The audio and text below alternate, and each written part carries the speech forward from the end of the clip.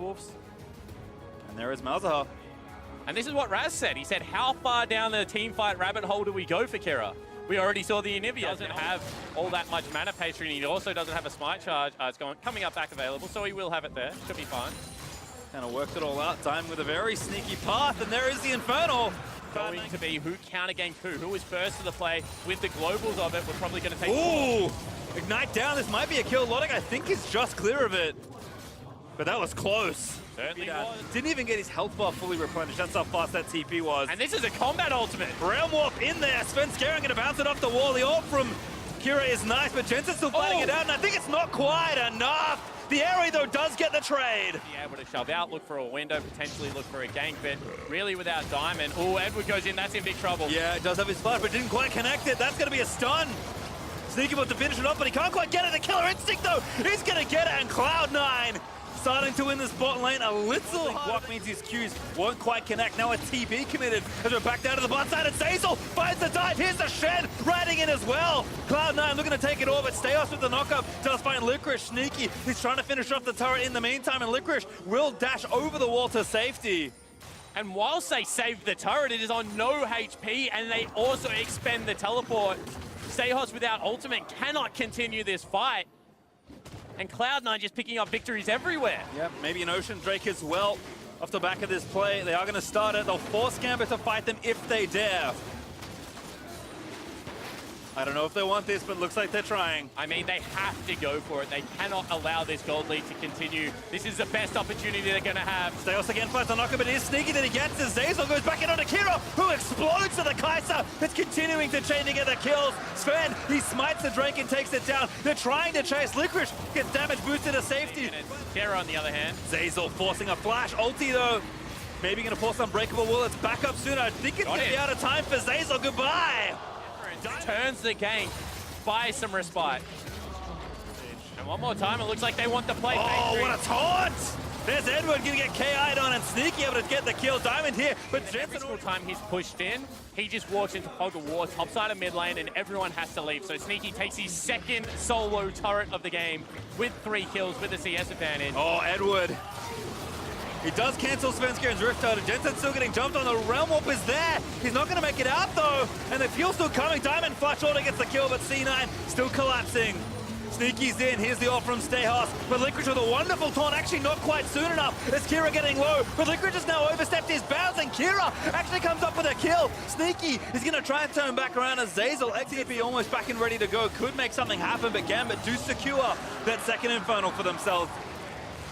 And still ulti coming in just to try and dissuade them. It's just a prank. But I was going to say, this is the ultimate for the Gambit lineup. If they can open up the map, Stayos gets his 3rd item, maybe not so much. Horn will just hang it forever. Collapsed in from Gambit. They found one. They're going to get the chain CC, and they take down Zeyzal with no ulti. Sneaky, though, still staying alive. Needs to keep cutting around as the tank are trying to chase him. Diamond a little too far forward, but Jensen almost dead as a result. Sven with the ulti does get it, but Stayos able to solo Sneaky on the right-hand side of the fight.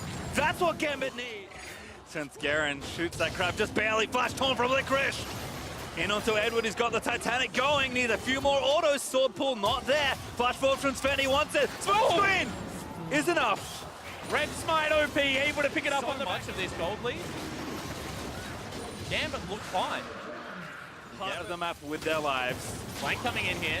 Stayos gonna face check, dashes out of the way. Oh, Zeyzal's in there. Just zips right in to start the fight off. Sneaky now, going in with the Killer Instinct. He's riding Licorice in. What a delivery from Cloud9. And you can see how the team fights are supposed to work. A big flank, a great engage. And now it's a 3v5. Around Baron as well. C9 says, stuff the mid turret. We're going back to Baron. Licorice over the top. C9 will force them into the pit. And eyes on Zeyzal, has the splash. Hex Flash, what a play! Finds one, Diamond! It's the target they want, they get him down. They'll get Kira as well. The rookie comes up massive for Cloud9. And finally they're able to get the flanks they're looking for. Cloud9 turn the game on its head. They're gonna grab themselves the Baron, and they're going to pick up a 7,000 gold lead. And now it's panic stations for Gambit. They go in. Yep, they're looking for the play. They need to get a kill. Licorice pretty tanky, but he is getting burnt down. Needs a few more shots. The Spirit's Refuge may protect him. And now Svenskeren, Snipe slotting him to Zeyzal, makes yet another initiation play. He is getting low. He will fall down. And Gambit actually might be able to chase here. Don't know if they can overstay. Jensen still mid lane, knocking down turrets. Even though that looked okay for Gambit, it was a 5v4. Wondered where the missing member was. You are correct, it was Jensen. And Gambit know that they just need to back off and protect these inhibitor turrets more than anything. And because they got the 2 kills pastry time, they feel confident they can move back up. They're looking to crack the base. And Steos is not safe versus 3-item Kaiser, even though one of them is a Banshee. He just has almost no stats right now. And they're just gonna bust down this turret, expose the inhibitor, look for Steos and try and get even more. That should secure this inhib. Logic is back alive, but it's too late to save the base. Now, if you're Gambit, how you navigate these team fights? Well, it's gonna take a chain of miraculous CC to lock down these carries. Cloud9, they know they're just a few steps away from locking down this game. Diamond Fox is trying to find a flank, but Olaf at this point, it's so tough for Olaf to do anything. He melts like butter as he charges in towards the carries. Yeah, we said that it was going to eventually get tough. Well, it got tough a little bit earlier than expected. Kira doesn't even have a shield, and I think that if they don't go on this turret, it's going to be very difficult to come back.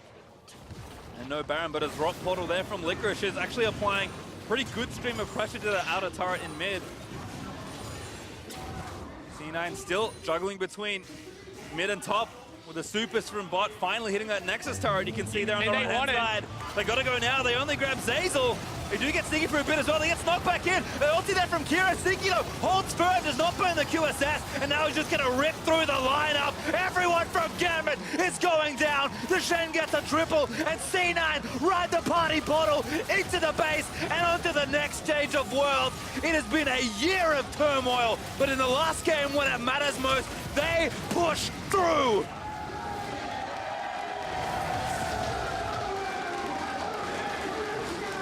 And everyone from C9 should be very happy with that final game performance.